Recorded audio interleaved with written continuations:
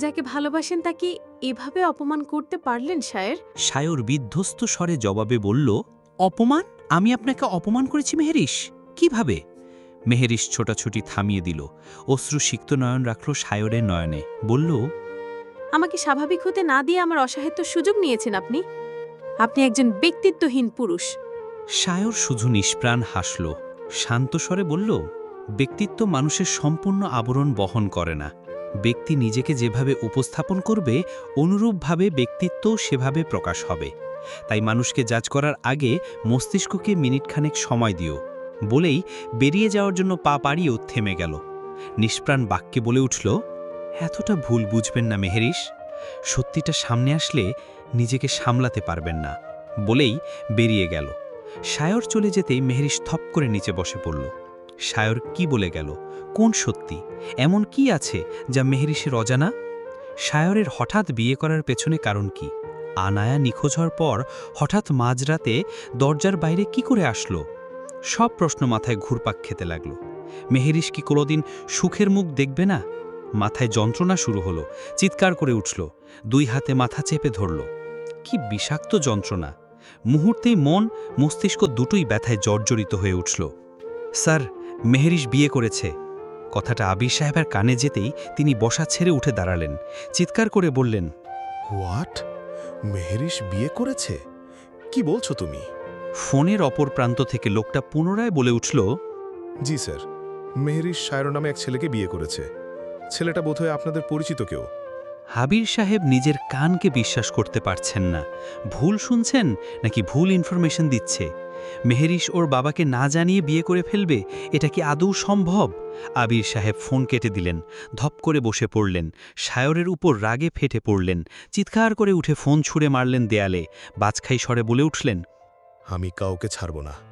মেহেরিসের মৃত্যু আমার হাতেই লেখা আছে। সবাইকে দেখে নিব আমি। বলেই বড় বড় পা ফেলে রুম থেকে বেরিয়ে গেলেন। আবির সাহেব তৃষ্ণার্ত কাকের ন্যায় অন্ধকারে এদিক সেদিক চোখ বুলিয়ে যাচ্ছেন। গলা শুকিয়ে কাঠ হয়ে আছে, এক ফোঁটা পানির জন্য ভেতরের সবকিছু শুকিয়ে যাচ্ছে মনে হয়।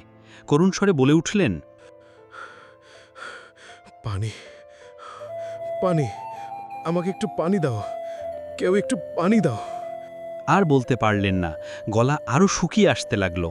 আবির সাহেবের মনে হচ্ছে এক্ষুনি বোধহয় তার দম বেরিয়ে যাবে, কিন্তু পানি না পেলে সে হয়তো সত্যি সত্যি মারা যাবে। তাই পুনরায় বলতে লাগল, পা- পা- পা- পানি, কেউ একটু পানি। আর বলতে পারলেন না, তার আগেই দরজা খোলার শব্দ কানে ভেসে আসলো। কোনো মতে উপরে তাকিয়ে দেখলেন কেউ ভেতরে প্রবেশ করছে। আবির সাহেব অন্ধকারের মাঝে ঠিক ঠাওর করতে পারলেন না কে এসেছে, তবু তাকিয়ে থাকলেন সেখানে। ব্যক্তিটি অন্ধকারের মাঝেই আবির সাহেবের সামনে এসে দাঁড়ালো, কোনো শব্দ করছে না। আবির সাহেব ভয়ার্ত বাক্যে জিজ্ঞেস করলেন, কহ, কহ, কহ, কে এখানে? কোনো উত্তর আসলো না। আবির সাহেবের ভয় বাড়ল, তবু উত্তরের আশায় বসে রইলেন। মিনিট খানেক পর আলো জ্বলে উঠল। বেশ অনেক মাস পর এমন ঝপকালো আলোর দেখা পাওয়ায় আবির সাহেব চোখ বন্ধ করে ফেললেন। চেয়ে থাকতে পারছেন না, আলো চোখে বসছে। আচ্ছা, সে কি অন্ধ হয়ে গেছেন, নাকি অন্ধকারে থাকতে থাকতে আলোর স্বাদ নিতে ভুলে গেছেন? খুব কষ্টে আস্তে আস্তে চোখ খুললেন। সামনে থাকা ব্যক্তিটির মুখ এখনও অস্পষ্ট। কিছুক্ষণ চেয়ে থাকার পর ব্যক্তিটির মুখ স্পষ্ট হলো। বহু পরিচিত ব্যক্তিটিকে দেখে মুখে হাসি ফুটে উঠল। আবেগে জর্জরিত স্বরে বলতে লাগলেন, সাবির, সাবির ভাই, ভাই, তুই তুই এসেছিস? আমি সত্যি দেখছি নাকি স্বপ্ন দেখছি? সাবির সাহেব হালকা হেসে বলে উঠলেন, হ্যাঁ ভাই, সত্যি আমি এসেছি। হাবির সাহেবের হাসিটা আরও প্রস্তর হল। তৃষ্ণা বোধহয় মুহূর্তেই উভে গেল। হাসতে হাসতে বলতে লাগলেন, আমাকে নিতে এসেছিস? সত্যি? আমি জানি তুই আমাকে ছাড়া থাকতে পারবি না, জানতাম তো। আমাকে তুই এখান থেকে একদিন ঠিক বের করে নিয়ে যাবি। আমার এতদিনের অপেক্ষা বুঝি শেষ হলো। আমি আবার বাইরের আলো বাতাস দেখতে পারবো, আমার প্রাণ ভ্রমরাগুলো দেখা পাবো, আমার ব্যবসা, আমার বাড়ি, আমার স্ত্রী, আমার মেয়ে, সবাইকে দেখতে পারবো। আল্লাহ, আল্লাহ বুঝি আমাকে এই দিনের জন্যই বাঁচিয়ে রেখেছেন। খুশিতে আবির সাহেব খুশিতে আত্মহারা হয়ে আছেন। সাবির সাহেব এবার শব্দ করে হেসে উঠলেন। হাসতে হাসতে বলে উঠলেন, ভাই, ঘুমিয়ে স্বপ্ন দেখা ভালো, কিন্তু জেগে জেগে স্বপ্ন দেখা বোকামি। আমি তোমাকে এখানে নিয়ে যেতে নয়, বরং দুনিয়া থেকে বিদায় দিতে এসেছি। নীলুফা বেগম ছটফট করছেন, ড্রয়িং রুমের এ মাথা থেকে ও মাথা হেঁটে বেড়াচ্ছেন। একবার বসছেন তো আরেকবার উঠছেন, এক হাতে কফির মগ, অন্য হাতে মোবাইল। কাউকে কল দিচ্ছেন, কিন্তু ওপাশ থেকে রিসিভ হচ্ছে না। তার চেহারায় ভয়ঙ্কর দুশ্চিন্তার ছাপ দেখতে পারছে মেহেরিশ। বিয়ের পর মাঝে কেটে গেছে 2 দিন। সায়র এই 2 দিন এই বাসায় ফিরেনি, নিজেদের বাসায় থাকছে। মেহেরিশও রাগ, অভিমান ও ক্ষোভে খোঁজ নেয়নি। আজ সকাল থেকে উঠে নীলুফা বেগমকে এমন ছটফট করতে দেখছে। কিছুক্ষণ খেয়াল করে এবার প্রশ্নই করে বসল, কি হয়েছে মা? Anything wrong? আমার বুকের ভেতরটা কেমন যেন করছে রে মা। মনে হচ্ছে কোনো বিপদ আসতে চলেছে আমাদের পরিবারের ওপর। তোর বাবাও সকাল থেকে ফোন ধরছে না। মানুষটা দূরে আছে, ঠিক আছে কিনা জানাবে তো? মা, বাবা ঠিক আছে, চিন্তা করো না। হয়তো ব্যস্ত আছে তাই ফোন ধরছে না, পরে ব্যাক করে নিবে দেখো। আর তাছাড়া বাবার সাথে তো আরিফ আছে। এসব উল্টাপাল্টা চিন্তা বাদ দিয়ে কফিটা শেষ করো, ঠান্ডা হয়ে যাচ্ছে। মেহেরিশের কথা শুনেও নীলুফা বেগম শান্ত হতে পারলেন না। নিশ্চুপ এসে মেহেরিশের পাশে বসলেন, শান্ত বাক্যে বলে উঠলেন, জানিস, আমার এই ফিলিংসটা বহু বছর আগে যেদিন আবিরের অ্যাক্সিডেন্ট হলো সেদিন হয়েছিল। আজ আবার এতগুলো বছর এমন ফিলিংস হচ্ছে, তাই ভয় হচ্ছে। মেহেরিশ এবার একটু অবাক হলো।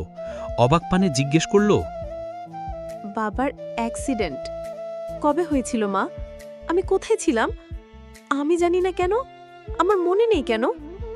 নীলুফা বেগম থমকে গেলেন। মুখ ফসকে কথাটা বের হয়ে গেছে, তাই কথা এড়িয়ে বলে উঠলেন, আরে ধুর, কি বলতে কি বললাম ঠিক নেই।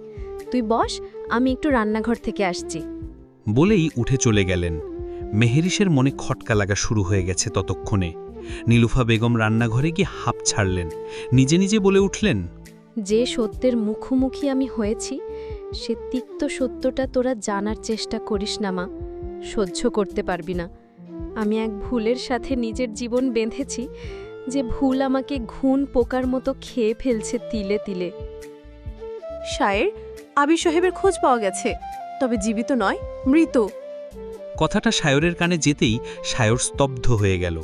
তার মানে কি, শেষ রক্ষা হলো না? অপরিচিত একটা মেয়ে মেহেরিশের স্বামী নামক পুরুষটাকে আষ্টপৃষ্ঠ জড়িয়ে ধরে আছে। দৃশ্যটা দেখে মেহেরিশ এক মুহূর্তের জন্য থমকে গেল। ভুল দেখেছি ভেবে চোখ দুটো খানিকক্ষণের জন্য বন্ধ করল। পুনরায় খুলে সে একই দৃশ্য দেখল। মেহেরিশের মাথা ঘুরতে শুরু করল।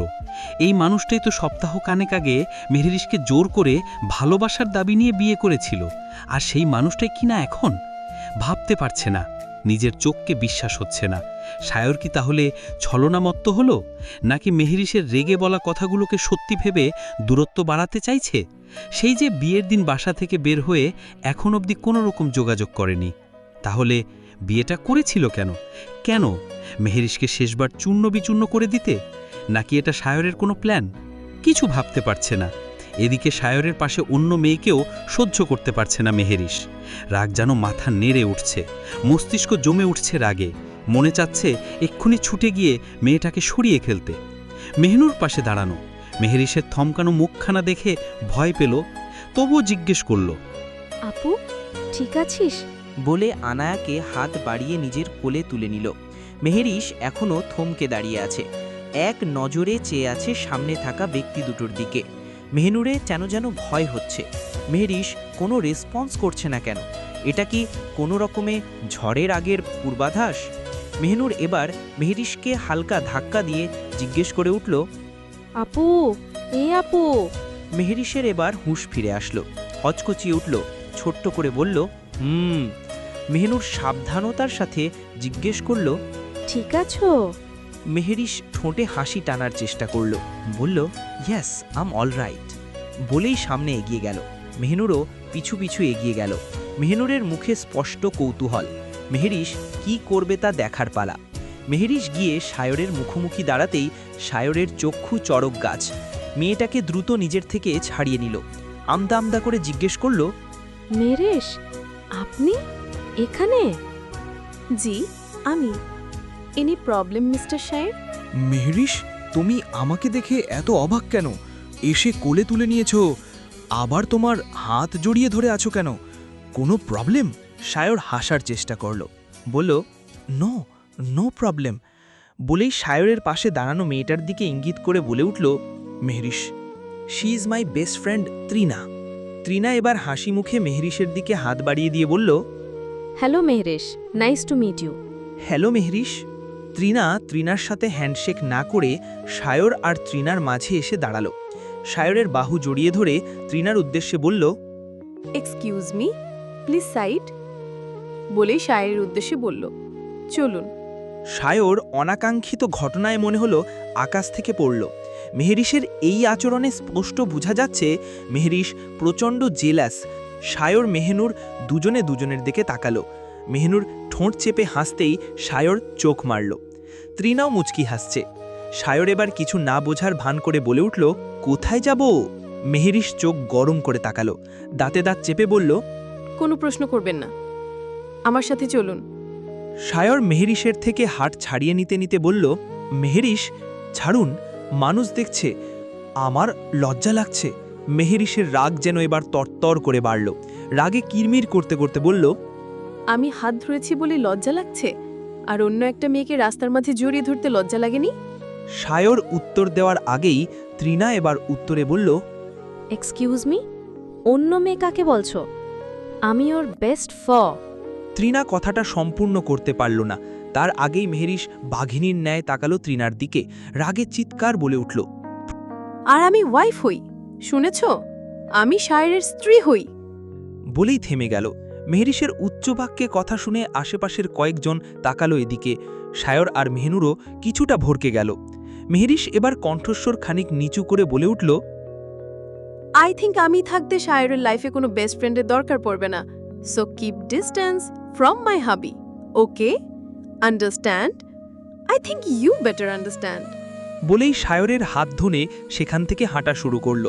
সায়রও এবার আর আটকালো না, অবাক হয়ে মেহরিশকে দেখতে দেখতে হাঁটছে। কিছু দূর গিয়ে পেছনে ফিরল, মুখে বড়সড় হাসি টেনে মেহেলুর আর ত্রিনার দিকে তাকিয়ে চোখ মারল। হাতের ইশারায় বোঝালো, all done, mission success.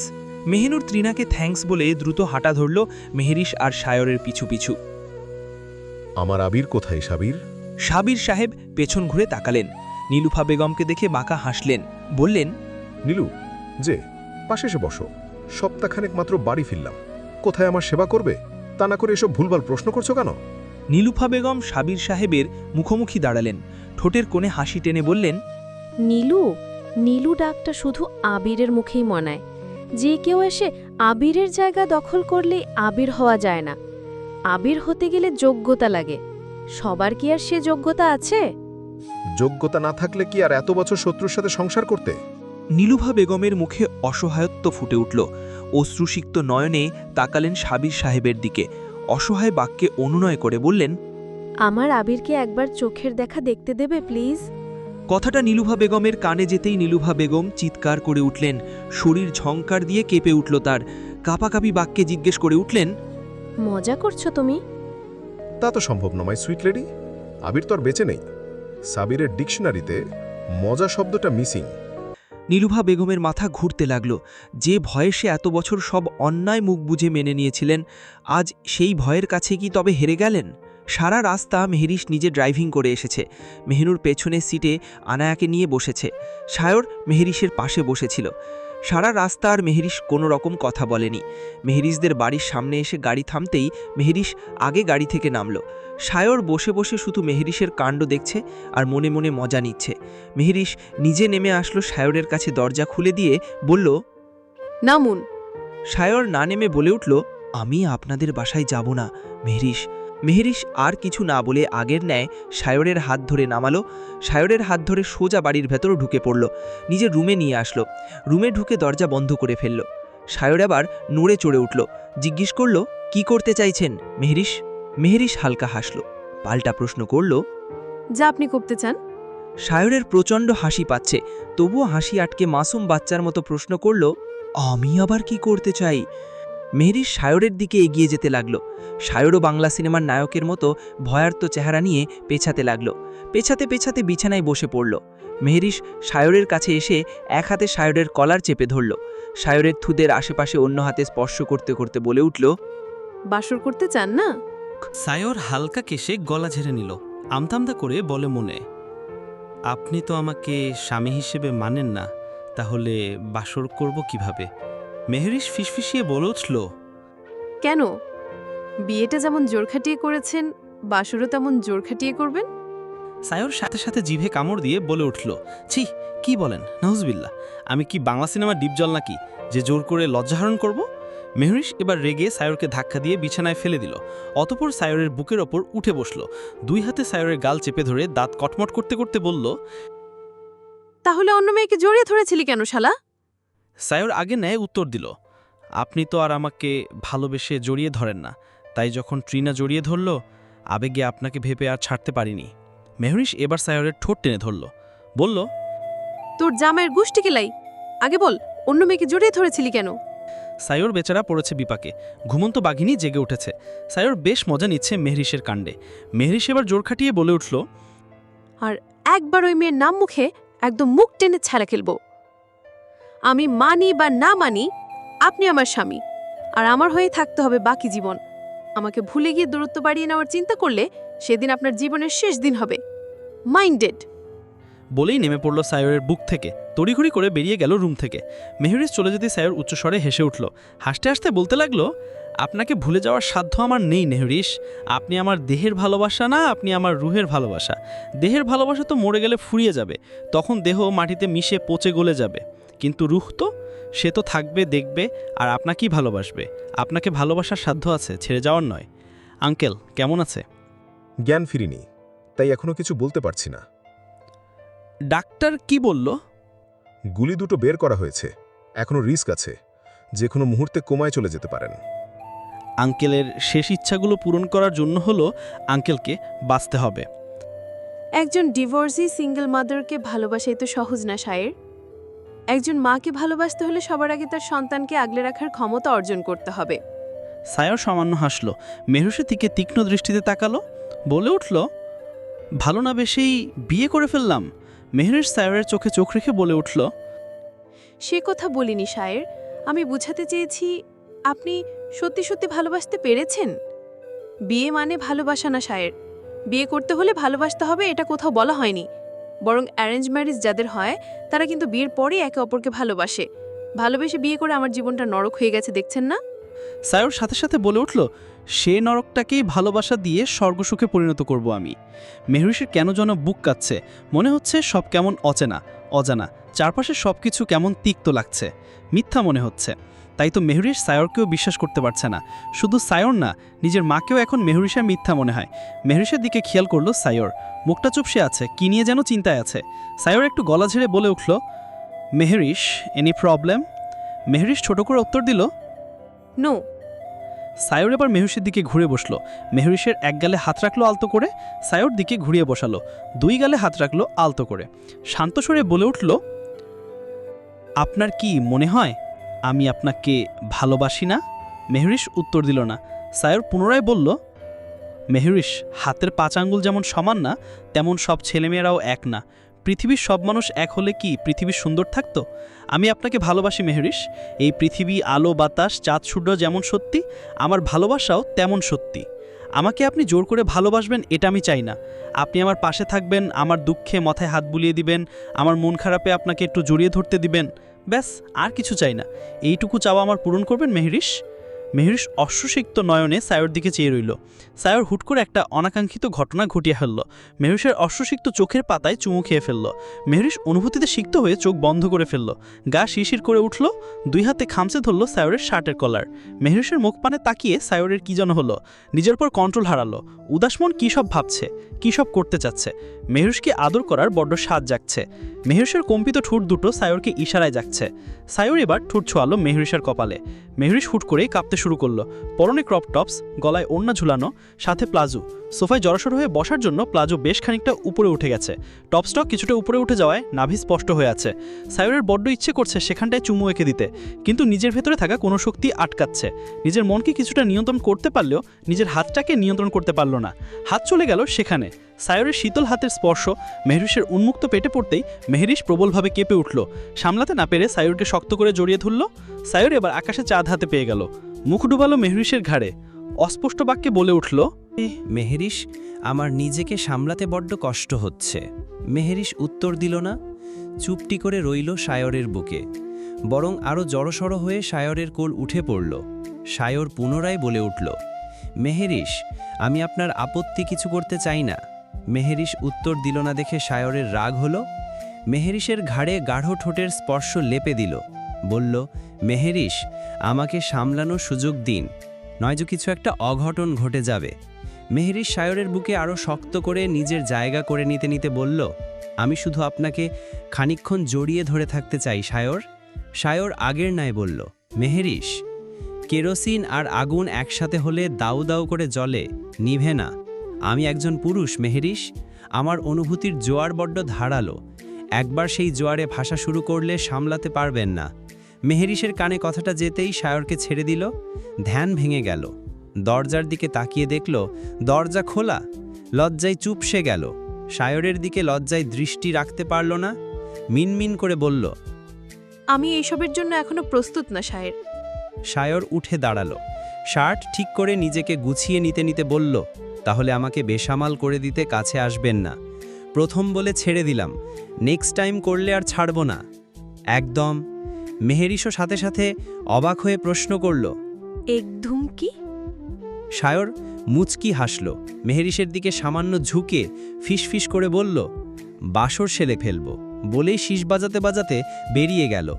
Sayar চলে যেতেই মেহরিশ লাজুক হেসে উঠল। এক হাত ঘাড়ে রেখে অন্য হাত গালে রেখে কল্পনায় ভেসে গেল। মিনমিন করে বলতে লাগল, আমিও আপনার প্রতি দিন দিন মারাত্মকভাবে আসক্ত হয়ে পড়ছি সায়র। ডাক্তার আঙ্কেল, হঠাৎ ইমার্জেন্সি ডাকলেন যে? সায়র তড়িঘড়ি করে ডাক্তার রুমির কেবিনে ঢুকতে ঢুকতে উপরোক্ত প্রশ্নটি করল। ডাক্তার রুমি সায়রের দিকে চেয়ে হাস্যোজ্জ্বল মুখে বলে উঠলেন, কাম ডাউন ইয়াং ম্যান, এত হাইপার হবার মতো কিছু হয়নি, বসো আগে। সায়র বসতে বসতে হাঁপ ছাড়ল। শান্ত স্বরে পুনরায় জিজ্ঞেস করল, তাহলে তো ভোরে আসতে বললেন কেন আঙ্কেল? ডাক্তার রুমি হেসেই জবাবে বললেন, তোমাকে একটা খবর দেওয়ার ছিল। কি খবর আঙ্কেল? ডাক্তার রুমি বললেন। আবির সাহেবের জ্ঞান ফিরেছে। সায়রের চোখ মুখ খুশিতে ভরে উঠল। ঠোঁটের হাসিটা বেশ প্রস্তর হল। উত্তেজিত হয়ে বলল, সত্যি? সত্যি বলছেন আঙ্কেল? ডাক্তার রুমি হাসলেন, বললেন, হ্যাঁ সত্যি, তবে তাকে এখানে রাখা যাবে না, যত তাড়াতাড়ি সম্ভব এখান থেকে নিয়ে যাও। সায়রের বার চিন্তায় পড়ে গেল। ডাক্তারের সাথে কিছু পরামর্শ করে উঠে পড়ল। নীলুফা বেলো অনমনে হয়ে রান্নাঘরে চা বানাচ্ছিলেন। চা উতলে পড়ছে, সেদিকে তার কোনো খেয়াল নেই।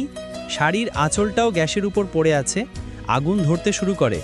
মেহনুর রান্নাঘরে ঢুকতেই এহেন দৃশ্য দেখে মা বলে চিৎকার করে উঠল। তাড়াতাড়ি গ্যাস নিভিয়ে সামনে থাকা এক মগ পানি আঁচলে ঢেলে দিল। নীলুফা বেগমকে ছিটকে সরিয়ে আনলো সেখান থেকে। নীলুফা বেগম হঠাৎ কাণ্ডে কথা বলতে পারছেন না, তবু কোনো রকমে বলল, মা, কি হয়েছে তোমার? এক্ষুনি কত বড় একটা দুর্ঘটনা ঘটে যাচ্ছিল, একদম খেয়াল ছিল না রে মা। মেহনুর কিছু বলতে যাবে তার মধ্যেই নীলুফা বেগমের ডাক পড়েছে। নীলুফা বেগম মেহনুরকে বলল, তোর বাবা ডাকছে, শুনে আসি। বেহা বলেই রুমের দিকে ছুটে গেলেন। সাবির সাহেব তৈরি হচ্ছেন, কোথাও বের হবে হয়তো। নীলুফা বেগমকে ঘরে ঢুকতে দেখে কঠিন বাক্যে জিজ্ঞেস করলেন, কোথায় থাকো? কতক্ষণ যাবৎ ডাকছি? কি বলবে বলো? নীলুফা বেগম এক হাত ধরে টেনে সামনে এনে দাঁড় করালেন। নীলুফা বেগমের গালে হাত রেখে বলে উঠলেন, বের হওয়ার সময় তোমার মুখ না দেখে গেলে আমার দিন ভালো যায় না নীলু। নীলুফা বেগম হেসে উঠল, তাচ্ছিল্যের হাসি। হাসতে হাসতে বললেন, আমার জীবন ধ্বংস করে নিজে ভালো থাকবে আশা করো কিভাবে? আমার সংসার, আমার স্বামী সব কেড়ে নিয়েও ভালো থাকতে পারছো না? সাবির সাহেব রেগে কিছু বলতে গিয়েও থেমে গেলেন। হাসি টেনে বলে উঠলেন, এখন আমার হাতে সময় নেই নীলু, ফিরে এসে তোমার প্রশ্নের জবাব দিব। বলে নীলুফা বেগমের কপালে চুমো এঁটে বেরিয়ে গেলেন। এটা তার নিত্যদিনের অভ্যেস। নীলুফা বেগমের চোখ বেয়ে অশ্রু গড়িয়ে পড়ছে। সাবির সাহেব রুম থেকে বেরিয়ে যেতেই নীলুফা বেগম ধপ করে মেঝেতে বসে পড়ল। ভেতর থেকে চিৎকার করে কান্না আসছে, কিন্তু আফসোস, কাঁদতে পারছেন না। ঠিক কত বছর ধরে এই কান্না চেপে আছে জানা নেই। কত বছর ধরে এই চার দেয়ালের মাঝে এক নারীর অনিচ্ছায় কত রাত নিজের সতীত্ব বিসর্জন দিয়েছে কে জানে সে কথা। নীলুফা বেগমের বার ফুপিয়ে বলে উঠল, এতদিন তোমার ফেরার আশায় পথ চেয়ে চেয়ে সব অন্যায় অত্যাচার মেনে নিয়েছিলাম আবির। আজ আমি শূন্য, আমি মুক্ত। তুমি নেই, আমার অস্তিত্বও নেই। আমার অস্তিত্বের লড়াইয়ে আমি হেরে গেছি। বেঁচে থেকেও লাশ হয়েছিলাম, এখন না হয় সত্যি সত্যি লাশ হয়ে যাব। এক দেহে এত কলঙ্ক নিয়ে আর বাঁচতে পারবো না।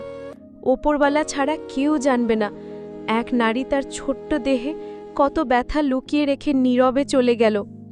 দেবরের সাথে এত বছর ধরে বিয়ে ছাড়া সংসার করে যাচ্ছ মা? উপরোক্ত বাক্যটি কানে আসতেই নীলুফা বেগম চমকে উঠলেন, কিছুটা কাঁপলেনও বটে। মাথা উঁচু করে সামনে তাকালেন। মেহনুরকে দেখে চোখ দুটো আতঙ্কে বড় বড় হয়ে গেল। আতঙ্কে উঠে দাঁড়িয়ে পড়লেন। মেহনুরের চোখে মুখে ঘৃণা স্পষ্ট। তেতো স্বরে মেহনুর পুনরায় প্রশ্ন করে উঠল, আমার বাবা কোথায় মা? নীলুফা বেগম ভয়ে জবাব দিতে পারলেন না। পরক্ষণে কিছু একটা ভেলে মেহনুরের দিকে ছুটে আসলেন। মেহনুরের হাত ধরে রুমের বাইরে টেনে নিয়ে আসলেন। মেহনুর হেঁচকা টানে হাত ছাড়িয়ে নিয়ে কঠিন বাক্যে বলে উঠল, নীলিমা হাত ছাড়ো মা, তুমি আমাকে ছবে না। বেগমের গাল বেয়ে অস্ত্রজল গড়িয়ে পড়ছে। মেয়েকে এবার কি উত্তর দিবেন তিনি? মেহনুর এবার ঘৃণার বাক্যে বলে উঠল, তুমি কি সত্যি আমাদের মা? আমাদের মা হয়ে নিজের গায়ে এত বড় কলঙ্ক মাখলে কেন? লজ্জা করল না তোমার? আমাদের এত বাজেভাবে ঠকালে। ছি মা, আমার তো তোমাকে মা বলতেও ঘৃণা করছে। নীলিমা বেগম শব্দ করে কেঁদে ফেললেন। কাঁদতে কাঁদতে বলে উঠলেন, আমি তোদের ঠকাইনি মা, আমি নিজেই বাজেভাবে ঠকে গেছি। নাটক বন্ধ করো মা। আমি এক্ষুনি গিয়ে আপুকে সবটা বলে দেব। আজ এক্ষুনি আমি আর আপু এই বাড়ি ছেড়ে তোমাদের ছেড়ে চলে যাব। ভুলে যাব আমাদের বাবা বেঁচে আছেন, সব ভুলে যাব। শুধু যাওয়ার আগে একটা সত্যি জানতে চাই। নীলিমা বেগম প্রশ্ন উত্তর চোখে তাকাতেই মেহনুর প্রশ্ন করল, শুধু বলো আমাদের বাবাকে, সে কি বেঁচে আছে? বলো মা। নীলিমা বেগম এবার উচ্চস্বরে কাঁদতে লাগলেন। কাঁদতে কাঁদতে মেঝেতে বসে পড়লেন। কান্নারত বাক্যেই বলে উঠলেন, আমি জানি না মা, কিচ্ছু জানি না। ঠিক আছে, তোমার জানা লাগবে না, আমরা নিজেরাই জেনে নিব। আমাদের বাবা যদি বেঁচে থাকে তাহলে আমরা ঠিক খুঁজে নিব। বলেই রুমে যাওয়ার জন্য পা বাড়ালো। তৎক্ষণাৎ নীলিমা বেগম পেছন ডেকে উঠল। শান্ত শীতল বাক্যে বলতে লাগলেন, আবির আর সাবির আইডেন্টিক্যাল টুইন্স। এইটুকু বলে সামান্য থামলেন। মেহনুর চমকালো, পেছন ঘুরে তাকালো। নীলিমা বেগম পুনরায় বলতে লাগলেন, তখন মেহেরিশ 5 বছরের, আর তুই তখন সবেমাত্র 1 বছরের। মেহেরিশ সবেমাত্র তখন স্কুলের গণ্ডিতে পা রেখেছে। স্কুলের প্রথম দিন আমি আর তোর বাবা মিলে খুব শখ করে মেহেরিশকে তৈরি করে দিয়েছিলাম। তারপর তোর বাবা মেহেরিশকে নিয়ে স্কুলে যাওয়ার জন্য বেরিয়ে পড়ল। পথিমধ্যে একটা অ্যাক্সিডেন্টে আমার জীবনটাই সম্পূর্ণ উলটপালট হয়ে গেল। ফুপিয়ে কেঁদে উঠলেন। মেহনুর দেয়াল ঘেঁষে দাঁড়ালো। শরীর ভার হয়ে আসছে। কোন সত্যের মুখোমুখি এনে দাঁড় করালো জীবন? নীলিমা বেগম পুনরায় ভালা শুরু করলেন, মেহেরিশ বেঁচে গেল, আবিরকে বাঁচানো গেল না। অ্যাক্সিডেন্টে আবিরের মুখটা এত বাজেভাবে ক্ষত হয়ে পড়েছিল রাস্তায় যে কেউ তাকাতেই ভয় পাচ্ছিল। আবির স্পট ডেড হয়ে যায়। মেহেরিশের মাথায় আঘাত লাগে। 2 দিন পর মেয়েটার জ্ঞান ফিরল, কিন্তু মেয়েটা ওর ছোটবেলা হারিয়ে ফেলল, ভুলে গেল সব কিছু। স্বামী হারানোর শোকে কাঁদার সময়টুকু আমি পাইনি। মেয়েকে বাঁচাতে ছোটাছুটি করতে হয়েছিল। ডাক্তার বলেছিল মেহেরিশকে কোনো রকম অস্বস্তিকর পরিবেশে রাখা যাবে না। তবে মেয়েটা সব ভুলে গেলেও বাবাকে ভুলল না। জ্ঞান ফেরার পর থেকে শুধু বাবাকে দেখতে চাইল। কিন্তু আমি তোর বাবাকে কোথায় পাবো? সাদির সে সময় আমার সঙ্গ দিল। মেহেরিশ একমাত্র সাবিরের ছায়াতলেই থাকতে শুরু করল। আস্তে আস্তে সবকিছু স্বাভাবিক হলো। মাসখানেক এভাবেই কাটল। বাড়ির গুরুজনরা মেহেরিশের অবস্থা দেখে সাবিরের সাথে আমাকে বিয়ে দেবার জন্য উঠে পড়ে লাগলো, কিন্তু আমি কিছুতেই রাজি ছিলাম না। সাবিরও কেন যেন রাজি হয়ে গেল। সবার জোড়াজড়িতে আমিও। কথাটা সম্পূর্ণ করতে পারলেন না। তার আগেই মেহনুর তাচ্ছিল্যের বাক্যে বলে উঠল, সবার জোড়াজড়িতে তুমিও আর না করতে পারলে না। বিয়ে করে নিলে নিজের দেবরকে, তাই না মা? বলেই হাসল খানিকটা। নীলিমা বেগম চুপ রইলেন। খানিক থেমে পুনরায় বলে উঠলেন, কথা সাবিরকে বিয়ে করেছিলাম ঠিকই, কিন্তু কখনো মানতে পারিনি। বিয়ের পর থেকে সাবির আমাকে নিয়ে পরিবার থেকে আলাদা হয়ে গেল। ভাইকে হারানোর শোক ভুলে আমাকে ভোগ করার উন্মাদনায় মেতে উঠল। বশ করতে না পেরে জোর খাটানো শুরু করল। যখন জোরটাও আমার কাছে হেরে গেল, তখন জানতে পারলাম এক কঠিন সত্য: আমার আবির বেঁচে আছে, সুস্থ আছে। সেদিনের অ্যাক্সিডেন্টটা সাবির করিয়েছিল। সব কিছু জেনেও আমি সবাইকে সবটা জানাতে পারিনি। সাবিরের কথার অবাধ্য হলে প্রতি মুহূর্তে আমাকে হুমকির সামনে দাঁড়াতে হয়েছে। বলতে পারিস, আবিরকে বাঁচিয়ে রাখার জন্যই আমার এই মিথ্যে সংসার। তা শেষ হতে না হতেই মেহনুর তাচ্ছিল্যের বাক্যে বলল, তুমি সম্পূর্ণটাই মিথ্যে মা। তুমি কি এসব বলে নিজেকে অসহায় প্রকাশ করলে? বাট সরি, আমার তোমাকে কোনোভাবে অসহায় মনে হয়নি। তুমি বাবাকে বাঁচিয়ে রাখার জন্য বাবার ছোট ভাইয়ের সাথে সংসার পেতেছ, তার মেয়েদের মিথ্যে শিক্ষে বড় করেছ। এসব শুনলে বাবার বেঁচে থাকার স্বাদ থাকবে? তুমি অন্যায় জেনেও প্রতিবাদ করনি, এসব থেকে বাঁচার কোনো স্টেপ নাওনি। তার মানে তুমিও সমান দোষী, তুমিও অপরাধী। নীলিমা বেগম ফুপিয়ে কাঁদলেন। উত্তর দেওয়ার মতো কিছু খুঁজে পেলেন না। মেহনুর যা বলছে ঠিক বলছে। কি উত্তর দিবেন তিনি? মেহনুর এবার একটু ঘাবুক স্বরে প্রশ্ন করল, আচ্ছা মা, চাচি কোথায় ছিল? সুহা আপু কোথায় মা? সুহা খেলতে গিয়ে ছাদ থেকে পড়ে মারা যায়। একমাত্র মেয়েকে হারানোর কষ্ট মহিমা সহ্য করতে পারেনি, হার্ট অ্যাটাক করে চলে গেল। এই ঘটনার কতদিন পর বাবা মারা যায়? মাসখানিক। আমি বিশ্বাস করি না তোমার কথা। তোমরা তো বলেছিলে ওরা নাকি একটা অ্যাক্সিডেন্টে মারা গেছে। তাহলে আজ কেন আবার অন্য কথা বলছো? আমার কেন জানি মনে হচ্ছে এসব তোমাদের সাজানো নাটক। তোমার আর চাচুর মধ্যে আগের থেকে কিছু ছিল, নয়তো দেখো চাচিমা, সুহা আপু, আবার আমার বাবা আর আপুও শুধুই কাকতালীয় নাকি চক্রান্ত? নীলিমা বেগম শিউরে উঠলেন, আর্তনাদ করে বললেন, কি বলছিস তুই? ঠিক বলছি মা, আমি তোমাকে বিশ্বাস করি না। তুমি একজন জঘন্য স্ত্রী, জঘন্য মা। আমি তো সব সত্যি খুঁজে বের করবই। বাবা যদি বেঁচে থাকে তাহলে বাবাকেও খুঁজে বের করব। সাবির মির্জাকে ফাঁসির দড়িতে ঝুলাবো, সাথে তোমাকেও। বলেই মেহনুর আর সেখানে দাঁড়ালো না, ছুটে বেরিয়ে গেল। নীলিমা বেগম হাউমাউ করে কাঁদতে শুরু করলেন। একটা পার্কে সায়েরের পাশাপাশি বসে আছে মেহেরিশ, আনায়া সায়েরের বুকে। শীতের বিকেলে হিমশীতল বাতাস এসে গা ছুঁয়ে দিয়ে যাচ্ছে। পরিবেশটা মন্দ লাগছে না, মুহূর্তটাও সুন্দর।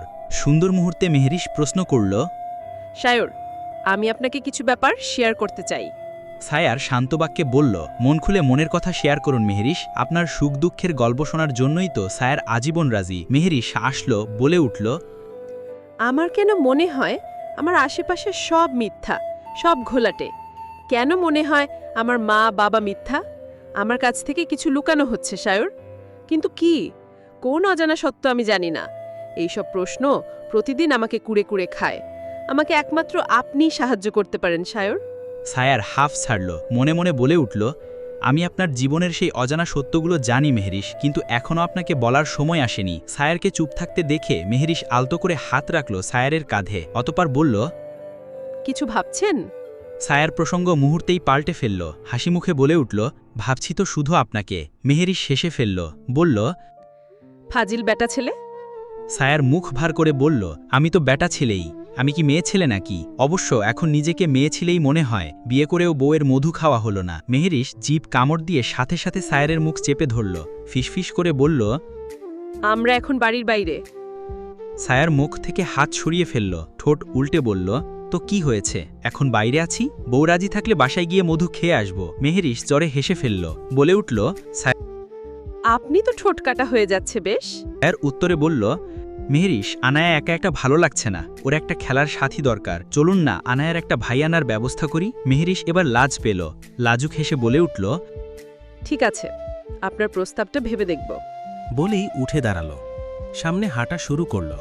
সায়রও হেসে ফেলল, আনায়ার গালে খুশিতে চুমু খেল। আনায়াও সায়রের গালে চুমু খেতে ভুলল না। আবির যদি বেঁচে যায় তাহলে আমার এতদিনের সাজানো সব কিছু ভেস্তে যাবে। সাবির রুমের এই মাথা থেকে ওই মাথা পায়চারি করছে, কিছুতেই মাথায় খেলছে না এখন কি করবে।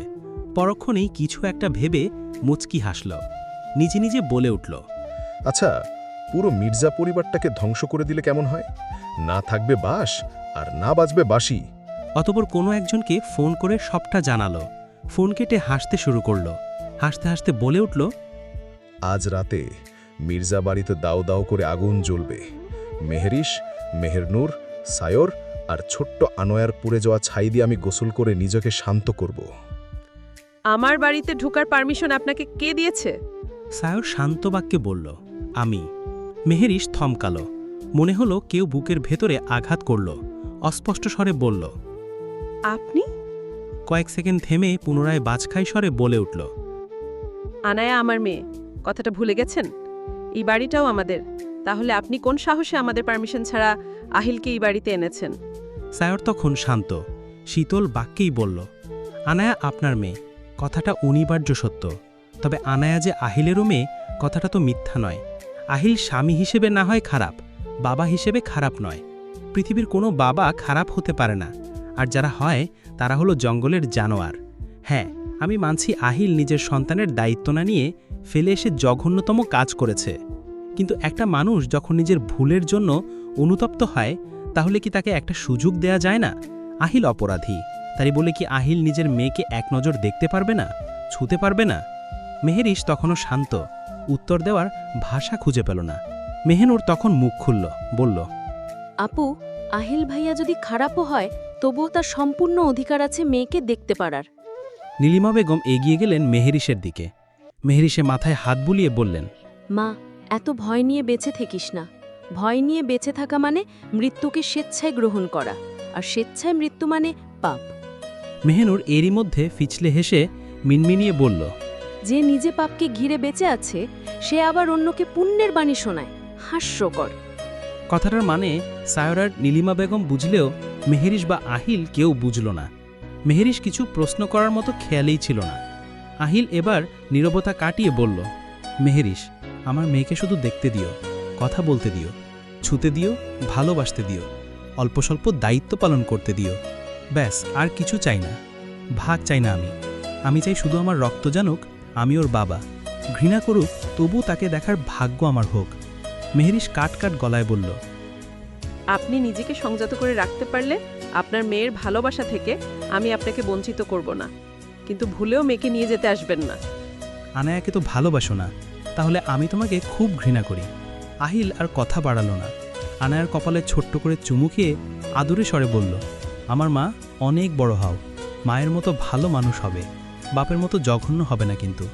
মেহেরিশ এক নজর তাকালো আহিলের দিকে। আহিলের চোখের কোণে অশ্রু, ঠোঁটে হালকা হাসি।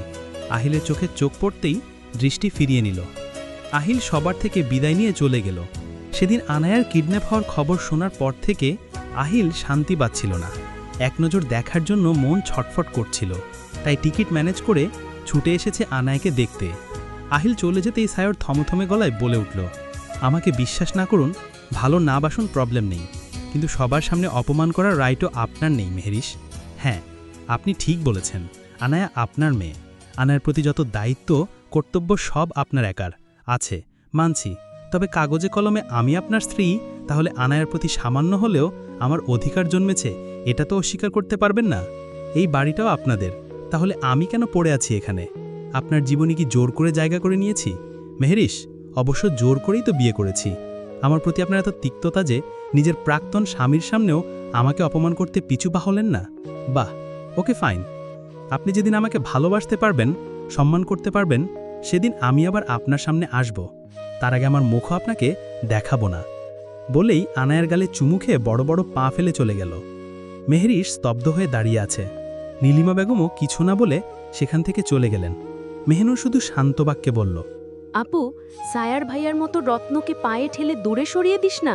নিজেকে শক্ত খোলস থেকে বের করে নিয়ে এসে সুন্দরভাবে বাঁচতে শেখ। বলে সামনে 2 পা এগিয়ে আবার থেমে গেল।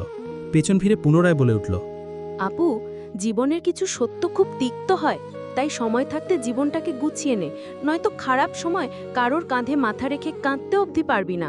সবাই চলে যেতেই মেহেরিশ সায়রের বলা কথাগুলো ভাবতে লাগল। আনায়াকে বুকে জড়িয়ে ডুকরে কেঁদে উঠল। নিজে নিজে বলতে লাগল, আমি আপনাকে এভাবে আঘাত করতে চাইনি সায়র। আহিলকে হঠাৎ দেখে নিজেকে সামলাতেও পারিনি। সন্ধ্যা ঘনিয়ে এসেছে, চারদিকে অন্ধকার নামছে। হঠাৎ কলিং বেলের শব্দ ভেসে আসলো। এই সময় কে এলো? বাসায় আর কেউ না থাকায় অনিচ্ছা সত্ত্বেই গিয়েও স্যার দরজা খুলল। সানায়াকে দেখে আকাশ থেকে পড়ল। চমকিত বাক্যে বলে উঠল, সানায়া। স্যার অবাক স্বরে বলে উঠল, তুই এখানে? মাকে একা রেখে তুই চলে আসলি? আমাকে একটাবার জানানোর প্রয়োজন বোধ করিসনি? সানায়া চুপ করে থাকলো কিছুক্ষণ, অতঃপর সায়রকে সাইড করে ভেতরে ঢুকতে ঢুকতে উত্তরে বলল, আমি কোথায় যাব না যাব তা কি তোমার থেকে পারমিশন নিয়ে যেতে হবে? সায়র অবাক হয়ে তাকালো, কড়া বাক্যে জিজ্ঞাস করল, আমি তোর ভাই ভুলে গেছিস? সানায়া হাসল, হাসতে হাসতে বলল, যে ভাই বোনের মন বোঝে না, বোনকে সাপোর্ট করতে পারে না, তাকে অন্তত আমি নিজের বিষয়ে কোনো সিদ্ধান্ত নেওয়ার অধিকার দিতে পারি না। সায়রের কেন যেন বুকের ভেতরটা ডুমরে মুচড়ে উঠল। একমাত্র বোনের থেকে এমন বাক্য কোনো ভাইয়ের কাম্য নয়। সায়র আর কথা বাড়াল না, দরজা আটকে শান্ত বাক্যে বলল, বাসায় রান্না করা নেই, রান্নার কোনো উপকরণও নেই। আমি খাবার অর্ডার দিয়ে দিচ্ছি, তুই ফ্রেশ হয়ে নে। আমি রাহেলা খালাকে ফোন করে আসতে বলছি। খালা আসলে তোর রুমটা ভালোভাবে পরিষ্কার করে দিতে বলিস। বলেই নিজের রুমে চলে গেল। সানায়াও আর কথা বাড়াল না। সায়র চলে যেতেই সানায়া নিজে নিজে বলে উঠল, যে মেয়েটা আমার চোখে তোমাকে ভিলেন বানিয়েছে, তার জীবনটা ছাড়খাড় না করা অবধি আমার শান্তি নেই। অতঃপর ওয়াইফাই কানেক্ট করে কাউকে কল দিল। ওপাশ থেকে ফোন রিসিভ করতেই সানায়া বলে উঠল, আলিশা আপু, তুমি কখন এন্ট্রি নিচ্ছ? ওপাশ থেকে উত্তর আসলো, আমি এন্ট্রি নিলে ধামাকা হবে বেবস। একটু মশলাদার ধামাকার জন্য অপেক্ষা তো করতেই হবে। বলেই ফোন রেখে দিল। ফোন কাটতেই সানায়া বলে উঠল, সরি ভাইয়া, আমার থেকে আমার ভালোবাসাকে কেড়ে নেওয়ার শাস্তিস্বরূপ তোমাকেও ভালোবাসা হারাতে হবে। আপু, 18 বছর ধরে যাকে আমরা বাবা বলে জেনে আসছি, সে আসলে আমাদের বাবা না। মেহুরি সানায়াকে ঘুম পাড়িয়ে নিজে একটা উপন্যাসের বই নিয়ে বসেছে। রাত এখন 11টার কাছাকাছি। মেহনুর এতক্ষণ শুয়ে শুয়ে ফোন চাপছিল। হুট করে বসে মেহরিশের উদ্দেশ্যে সাবধানে প্রশ্ন করে উঠল, আপু, তুই যদি হঠাৎ তোর জীবনের কিছু অজানা কঠিন সত্য জানতে পারিস, সহ্য করতে পারবি? সত্য সর্বদা বেশ কঠিন হয়। শুধু আমি কেন, পৃথিবীর কারোর পক্ষে স্বাভাবিকভাবে সহজ কঠিন সত্য মেনে নেওয়া সম্ভব না। মেহরিশ বইটা বন্ধ করল। শূন্য দৃষ্টিতে তাকালো মেহনুরের দিকে। আফসোসের বাক্যে বলল, না রে, কেন জানি মনে হয় আমার মস্তিষ্ক থেকে আমার ছোটবেলা হারিয়ে বা মুছে গেছে। মেহনুরের চোখে কেন যেন অশ্রু জমাট বাঁধা শুরু করল। মেহনুর এবার একটু নড়ে জোরে বসল, জিজ্ঞেস করল, বাবা নামক মানুষটা আমাকে খুব বুঝে। বাবা ছাড়া কেউ আমার মাথায় স্নেহের হাত বুলায় না। মেহনুর তখন সোজা সাপটা কঠিন বাক্যে উপরোক্ত বাক্যটি বলে উঠল। মেহরিশের কানে কথাটা যেতেই মেহরিশ বিস্ফোরিত দৃষ্টিতে তাকালো মেহনুরের দিকে। আকাশ থেকে পড়ার মতো চমকে উঠল। পরক্ষণই আবার হেসে ফেলল। হাসতে হাসতে মেহনুরের কাঁধে চাপড় মেরে বলে উঠল, হিংসুটে, বাবাকে আমি বেশি ভালোবাসি বলা এভাবে বলছিস? আমি তো ভয় পেয়ে গেছিলাম বাপু। আপু, আমি মজা করছি না, যা বলছি সত্যি বলছি। মেহরিশ এখনো বিশ্বাস করল না। ওর বুকের ভেতরটা কেঁপে উঠল। মেহন্নুরকে চোখ রাঙিয়ে বলল, মজা একবার ভালো লাগে, দ্বিতীয়বার না মেহনুর। মেহন্নুর তাতেও থামল না। আগের ন্যায় জোর গলায় বলল, আমি কোনো মজা করছি না।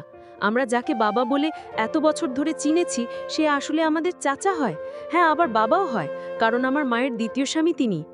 মেহরিশ এবার খাট থেকে নেমে দাঁড়ালো। হাত পা কাঁপাকাঁপি শুরু হয়েছে।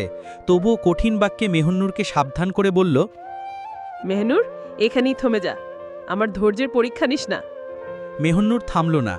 মেহরিশের সামনে এসে এবার বেশ অসহায় বাক্যে বলল, আপু, বিশ্বাস কর, উনি আমাদের বাবা নন, আমাদের বাবা মারা গেছেন।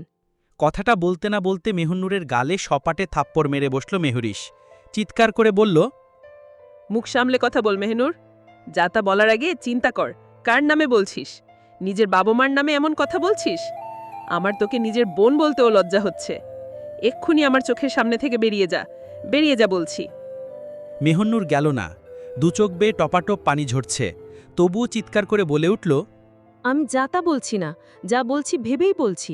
তোর অজানা কিছু কঠিন সত্য আছে, যা তুই মানতে চাইস না বা কোনোদিন জানার চেষ্টা অবধি করিসনি।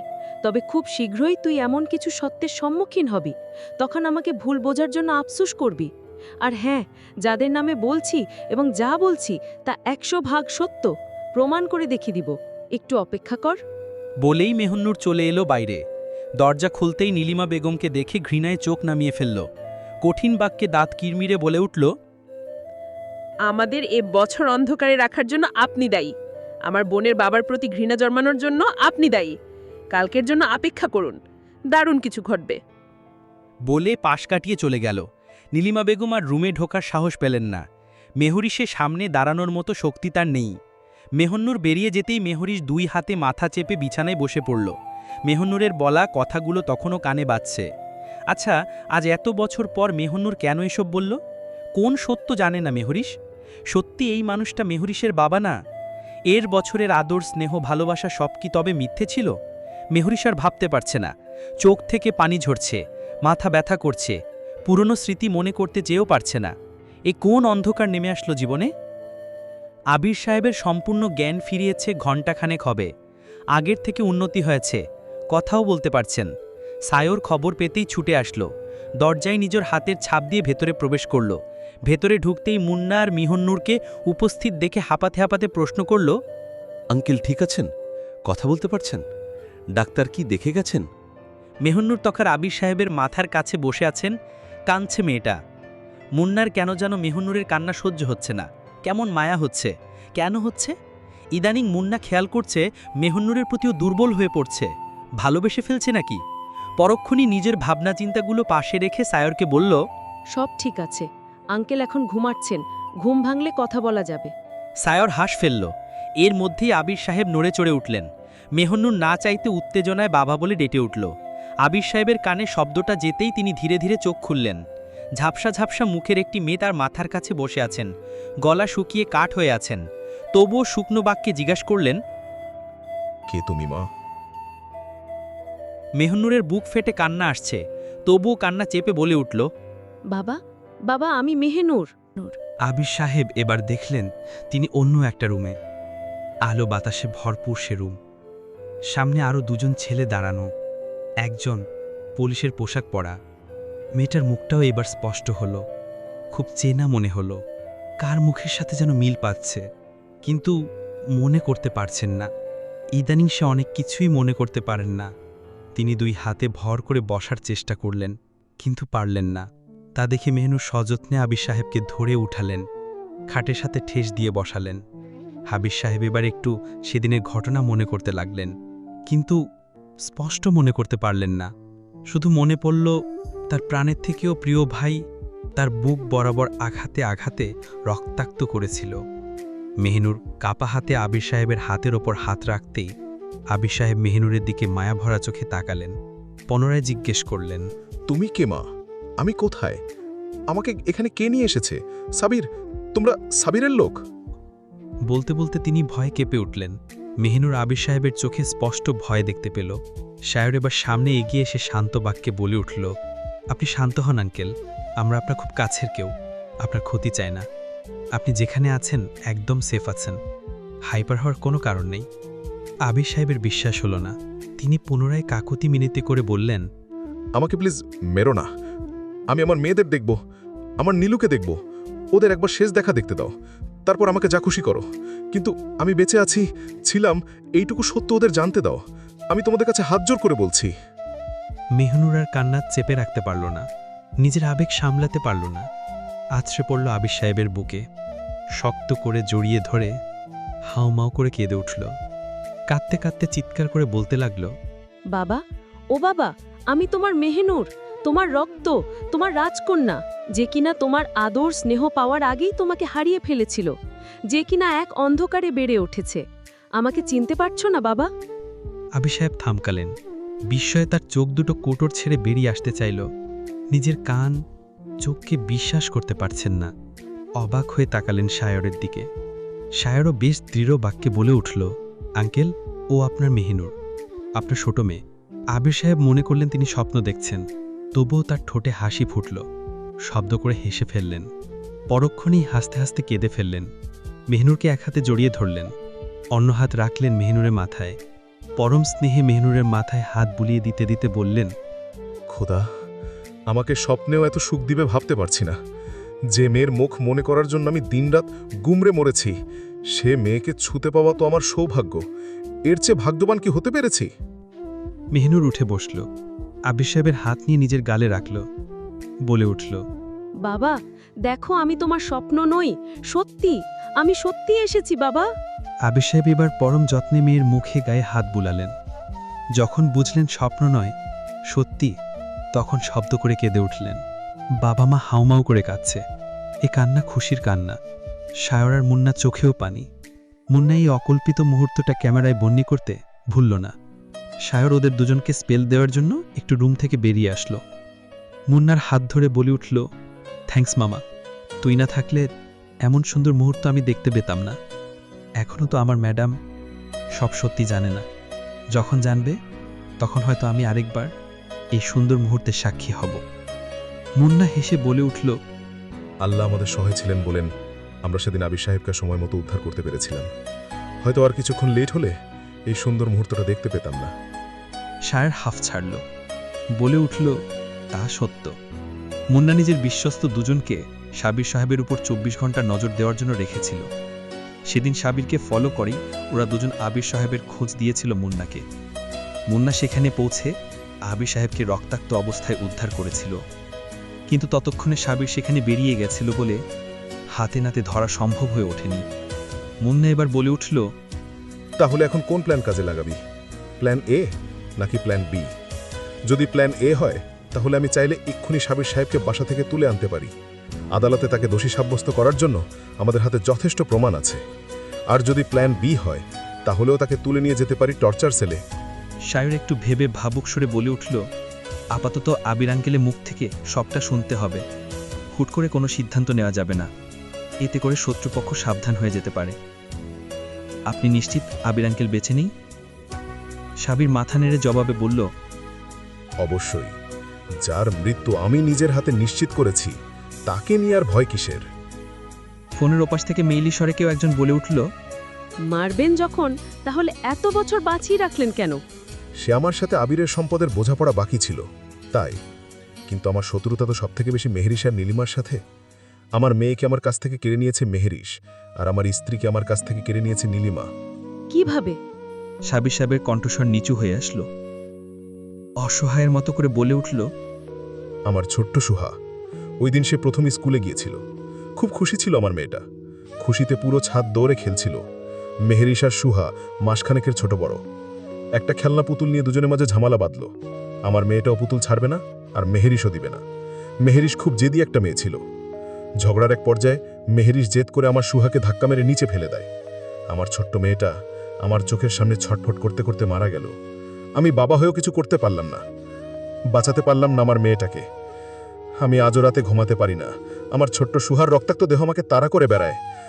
মনে হয় আমার কানে কানে বলছে, বাবা, আমি বাঁচতে চেয়েছিলাম, বড় হতে চেয়েছিলাম, ডাক্তার হতে চেয়েছিলাম। কেন আমার জীবন শুরু হতে না হতে শেষ হয়ে গেল বাবা? আমার ছোট্ট সুহা, আমার ছোট্ট পরী, আমি হারিয়ে ফেলছি। বলতে বলতে কেঁদে উঠলেন তিনি। নিজের ভেতর জমানো কষ্টটা চোখের জল হয়ে ঝরে পড়ছে। আমার পুরো জীবনটাই তো মিথ্যে হয়ে গেল বাবা। আমার শৈশব, আমার কৈশোর আমি এক খুনিকে বাবা বলে জেনে এসেছি। কত শতবার স্নেহ ভালোবাসা জড়িয়ে ধরেছি। কান্না লুকোতে বাবার বুক খুঁজে নিয়েছি। ছি, আমার ঘৃণা হচ্ছে, সব মিথ্যে মনে হচ্ছে। ও বাবা, বাবা, আমি এত যন্ত্রণা কিভাবে সইব?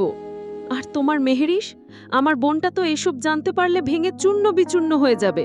মেয়েটা সারা জীবন শুধু ভেঙেই গেল। বলতে বলতে হাউমাউ করে কাঁদছে মেহনুর। আবির সাহেবও বুকভাঙা কান্নায় ভেঙে পড়েছেন। কি বলবেন তিনি? কোন ভাষা প্রয়োগ করে মেয়েটাকে সান্ত্বনা দেওয়া যায়? এখন নিজেকে অপরাধী মনে হচ্ছে। কেন মেয়েদের দেখার ইচ্ছে পোষণ করলেন? তিনি বেঁচে আছেন এ খবরটা বোধহয় কেউ না জানলেই ভালো হতো।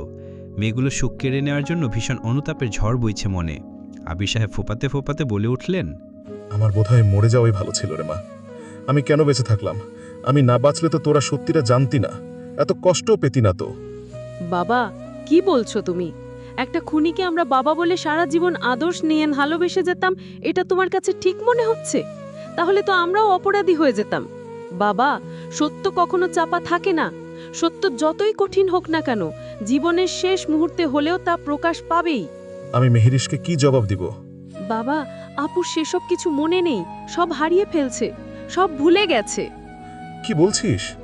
মেহনুর আবির সাহেবকে সেদিনে পরের ঘটনার পর থেকে সবটুকু খুলে বলল। সাথে সায়র আর মুন্নাও মাঝে মাঝে বুঝিয়ে বলল। সব শুনে আবির সাহেব পুনরায় বাচ্চা ছেলের মতো কেঁদে উঠলেন। বললেন, নীলু, আমার নীলিমা। আর বলতে পারলেন না, কান্নায় ভেঙে পড়লেন। সায়র এবার মুখ খুলল, বলল, আঙ্কেল, সব মিথ্যা ভণ্ডামির মুখোশ খোলার সময় এসে পড়েছে, আপনি শুধু শক্ত থাকুন।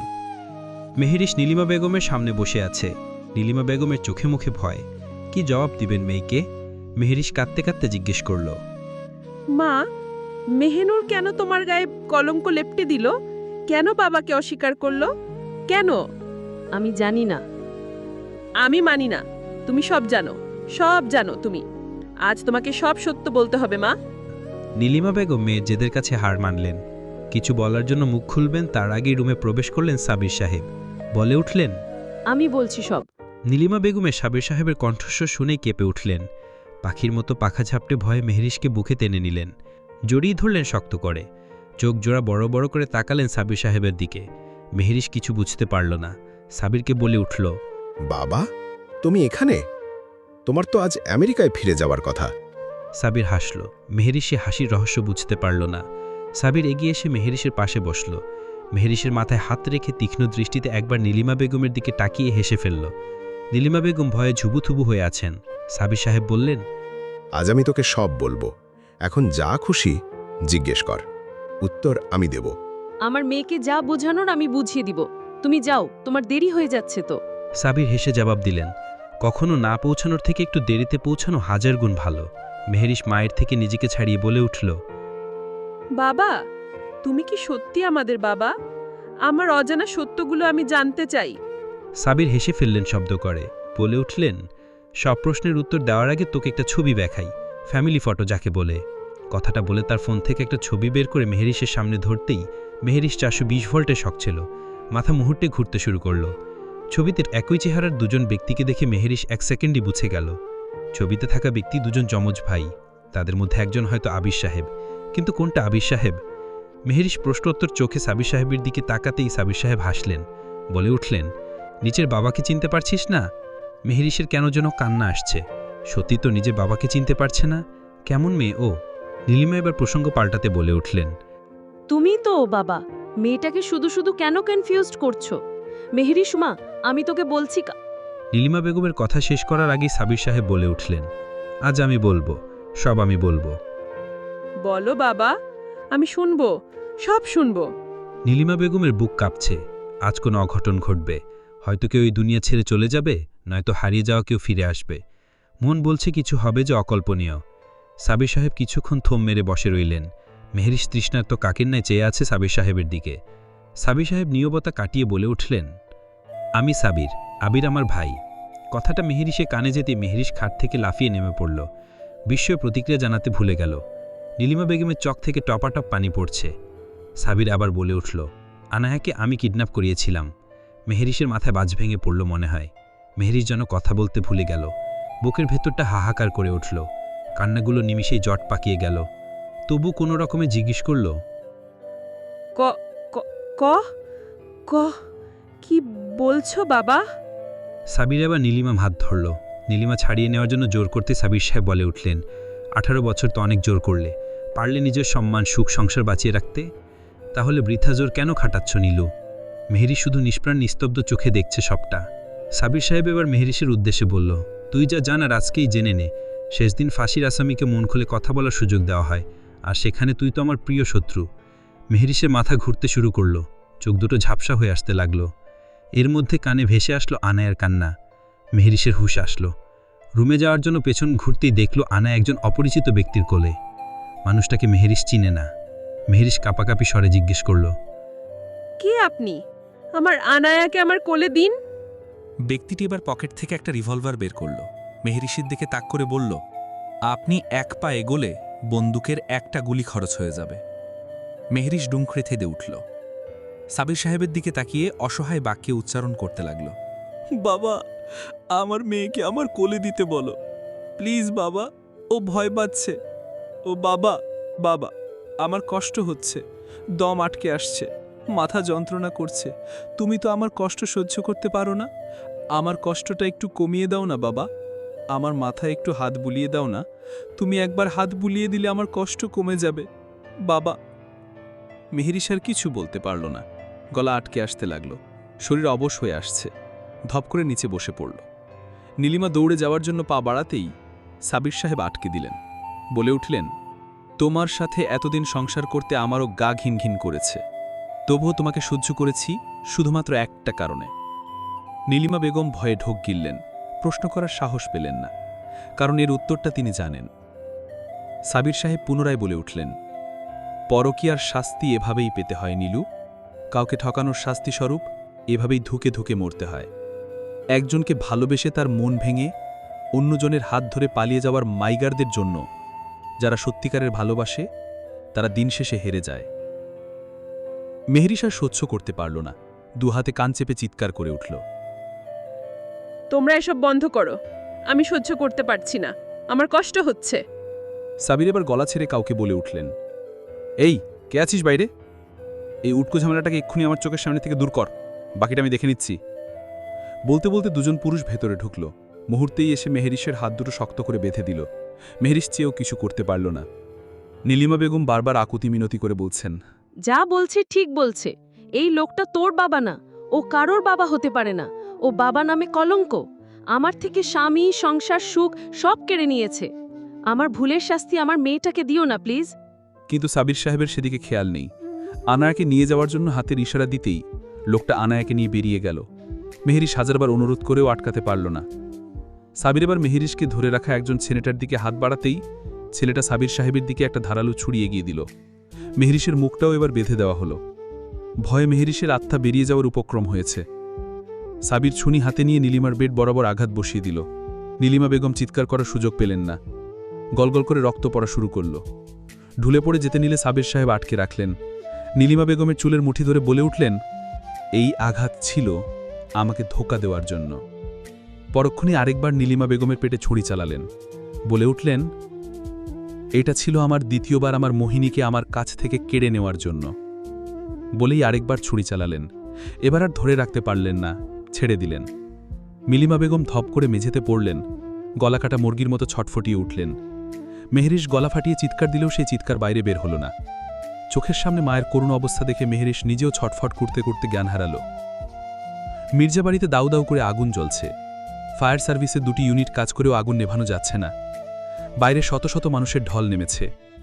তাদের মধ্যেই আবির সাহেব, মেহনুর আর সায়রের আহাজারি চলছে। সায়রকে কয়েকজন মিলেও ধরে রাখতে পারছেন না। সায়র চিৎকার করেই যাচ্ছে, এই এতগুলো মানুষের সাথে পেরে উঠছে না। সায়র চিৎকার করে বলছে, মেহরিস, আপনি শুনতে পাচ্ছেন? আমি এখানে আছি, আপনার কোনো ভয় নেই, আমি আসছি। আমি আপনার আনায়ার কিচ্ছু হতে দিব না, একদম ভয় পাবেন না। এই আমাকে ছাড়ুন। কি করছেন? আমাকে ধরে রাখছেন কেন? আমার বউ বাচ্চা ভেতরে আছে। আমার বউ আমার সাথে অভিমান করেছে, আমার বউয়ের অভিমান ভাঙাতে হবে। আমাকে ছাড়ুন প্লিজ, আমাকে ছাড়ুন। না, কেউ ছাড়ল না। চোখের সামনে সাইবন নিজের স্বপ্ন, ভালোবাসা পুড়ে যেতে দেখল। যেখান থেকে শুরু হওয়ার কথা সেখানেই শেষ হয়ে গেল।